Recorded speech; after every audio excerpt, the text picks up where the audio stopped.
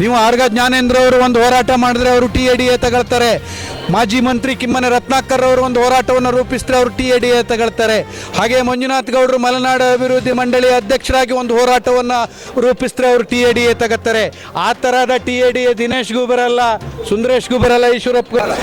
ಮಲೆನಾಡು ಸಂಘರ್ಷ ಕ್ರಿಯಾ ಸಮಿತಿಯ ಹೋರಾಟಕ್ಕೆ, ಮಲೆನಾಡು ಸಂಘರ್ಷ ಕ್ರಿಯಾ ಸಮಿತಿಯ ಹೋರಾಟಕ್ಕೆ, ನಮ್ಮ ಭೂಮಿ, ನಮ್ಮ ಭೂಮಿ, ನಮ್ಮ ಕಾಡು, ನಮ್ಮ ಕಾಡು, ಕಸ್ತೂರಿ ರಂಗನ್ ವಿರೋಧಿ ಹೋರಾಟಕ್ಕೆ, ಕಸ್ತೂರಿ ರಂಗನ್ ವರದಿ ವಿರೋಧಿ ಹೋರಾಟಕ್ಕೆ.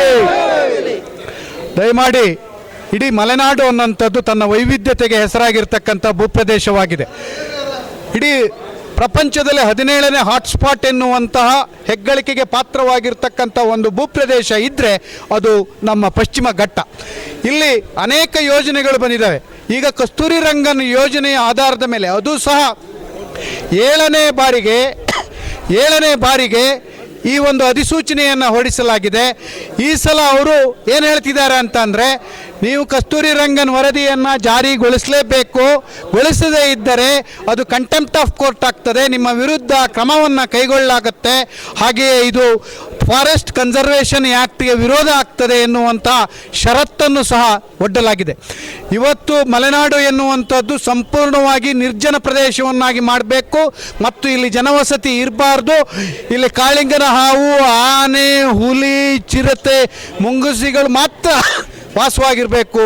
ಆ ಕಾರಣಕ್ಕೋಸ್ಕರವಾಗಿ ಇಲ್ಲಿ ಕಸ್ತೂರಿ ರಂಗನ್ ವರದಿಯನ್ನು ನಾವು ಜಾರಿಗೆ ತರ್ತಾ ಇದ್ದೇವೆ. ಹಾಗೆಯೇ ನೀವು ತೋಟದ ಬುಡವನ್ನು ಬಿಡಿಸೋ ಹಾಗಿಲ್ಲ, ಕ್ರಿಮಿನಾಶಕವನ್ನು ಹೊಡೆಯೋ ಹಾಗಿಲ್ಲ.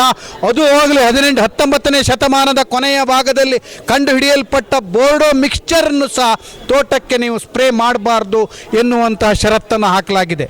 ನೀವಿವತ್ತು ತೋಟಕ್ಕೆ ಸೀಮೆ ಗೊಬ್ಬರ ಹಾಕ್ತಾ ಇದ್ದರೆ, ರಾಸಾಯನಿಕಗಳನ್ನು ಉಪಯೋಗಿಸ್ತಾ ಇದ್ದರೆ, ಹಾಗೆಯೇ ನೀವು ಸ್ಪ್ರೇ ಮಾಡದೇ ಇದ್ದರೆ ಖಂಡಿತವಾಗಿ ಎಂಥ ಪರಿಸ್ಥಿತಿಯನ್ನು ನಾವು ಎದುರಿಸಬೇಕು ಅಂತಂದರೆ, ಈಗಾಗಲೇ ನಮ್ಮ ಆಗುಂಬೆಯ ಭಾಗದಲ್ಲಿ ಒಂದು ಮರದಲ್ಲಿ 2 ಕೊನೆ, 1 ಕೊನೆ, ಚಪ್ಪು ಕೊನೆ, 2 ಕಾಯಿಗೆ ಬಂದಿದೆ.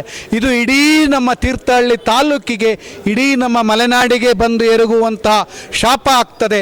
ಇದನ್ನು ನಾವು ಖಂಡಿತವಾಗಿಯೂ ಸಹ ವಿರೋಧ ಮಾಡ್ತೀವಿ.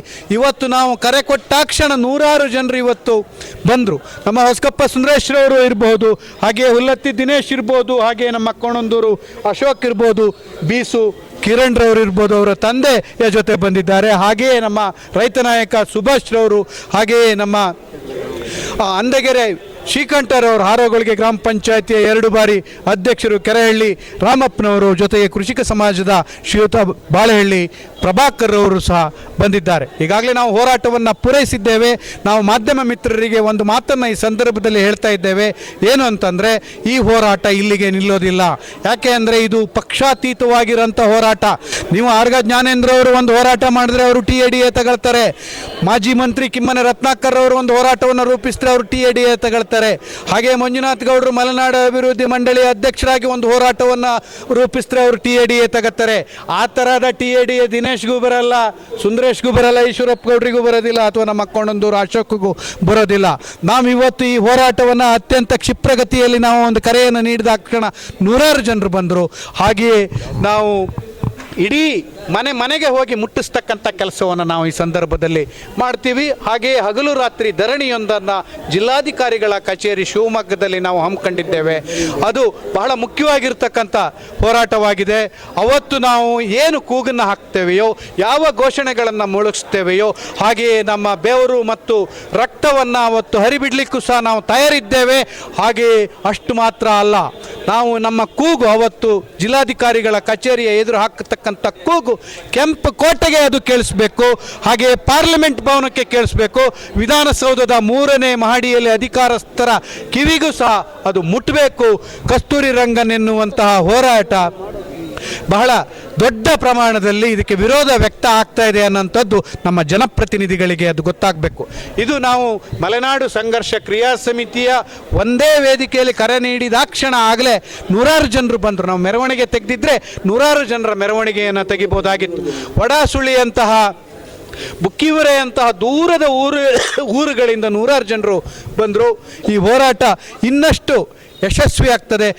ಖಂಡಿತವಾಗಿಯೂ ಸಹ ನಾವು ಈಗಾಗಲೇ ನಮ್ಮ ದಿವಾಕರ್ ಎಲ್ಲಾದರು ಅಶೋಕ್ರವರು ಮತ್ತು ನಮ್ಮ ದಿವಾಕರ್ ಅವರು ಸುಮಾರು 800 ಈ ತರಹದ ಪ್ರತಿಗಳನ್ನು ಮಾಡಿ ರಾಷ್ಟ್ರಪತಿಯವರಿಗೆ ಕಳಿಸ್ತಕ್ಕಂಥ ಕಾರ್ಯಕ್ರಮವೊಂದನ್ನು ಹಮ್ಮಿಕೊಂಡಿದ್ದಾರೆ. ಅಂದರೆ ನೇರವಾಗಿ ಇಂಡಿವಿಜುವಲ್ ಆಗಿ ವೈಯಕ್ತಿಕವಾಗಿಯೇ ನಾವು ಯಾವ ಗ್ರಾಮದವರು, ಕಸ್ತೂರಿ ರಂಗನ್ ವರದಿಗೆ ನಮ್ಮ ವಿರೋಧ ಇದೆ, ನಮ್ಮ ಎಷ್ಟು ಗುಂಟೆ ಜಾಗದಲ್ಲಿ ನಾವು ಇದ್ದೇವೆ, ಹಾಗೆ ನಮ್ಮ ಸರ್ವೆ ನಂಬರ್ ಯಾವುದು ಎನ್ನುವಂಥ ಎಲ್ಲ ಮಾಹಿತಿಗಳನ್ನು ಸಹ ಕೊಡಲಾಗುತ್ತೆ. ಇವತ್ತು ಮಾಧ್ಯಮ ಮಿತ್ರರಲ್ಲಿ ನಮ್ಮ ಅನೇಕ ಮಾಧ್ಯಮ ಮಿತ್ರರುಗಳು ಈಗಾಗಲೇ ಪ್ರಚಾರವನ್ನು ನೀಡಿದ್ದಾರೆ.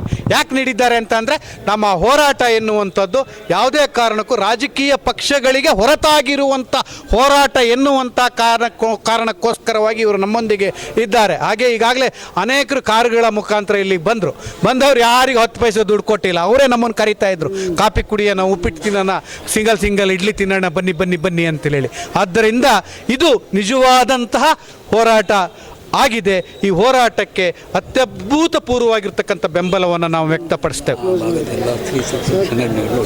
ಹಾಗೆಯೇ ನಮ್ಮ ತೀರ್ಥಹಳ್ಳಿ ತಾಲೂಕಿನ ಎಲ್ಲ ಸಂಘಟನೆಗಳನ್ನು, ಪ್ರಗತಿಪರ ಸಂಘಟನೆಗಳನ್ನು, ಹಾಗೆ ಎಲ್ಲ ಕೃಷಿಕ ಸಂಘಟನೆಗಳನ್ನು, ರೈತಾಪಿ ಸಂಘಟನೆಗಳನ್ನು, ಸ್ತ್ರೀ ಶಕ್ತಿ ಸಂಘಟನೆಗಳನ್ನು, ಸ್ವಸಹಾಯ ಮಂಡಳಿಗಳನ್ನು ನಾವು ಸಂಪರ್ಕಿಸ್ತೇವೆ, ಅವರ ಬೆಂಬಲವನ್ನು ಪಡ್ಕೊಳ್ತೇವೆ. ಅವರೆಲ್ಲರೂ ಸಹ ಸಹಸ್ರ ಸಂಖ್ಯೆಯಲ್ಲಿ ತೀರ್ಥಹಳ್ಳಿಯ ನಮಗಿದೇ ವಿಧಾನಸೌಧ, ಇದೇ 3ನೇ ಮಾಡಿ, ತಹಶೀಲ್ದಾರೇ ರಾಜ್ಯಪಾಲರು ಏನಂತೀರಾ, ಅವರು ನಮ್ಮ ಕೂಗನ್ನು ಅವರು ಮುಟ್ಟಿಸ್ಬೇಕು. ಇಷ್ಟು ಹೇಳಿ ನನ್ನ ಮಾತುಗಳನ್ನು ಮುಗಿಸ್ತೇನೆ. ದಯವಿಟ್ಟು ಇದೇ ತರಹದ ಉತ್ಸಾಹವನ್ನು ನಾವೆಲ್ಲರೂ ಸಹ ಇಟ್ಕೊಳ್ಳೋಣ ಅಂತೇಳಿ ಎಲ್ರಿಗೂ ಸಹ ನಮಸ್ಕಾರ. ಮೀಡಿಯಾ 9 ಕನ್ನಡ ನಿರ್ಭೀತಿಯಿಂದ ನಿಮ್ಮ ಜೊತೆಗಾರ.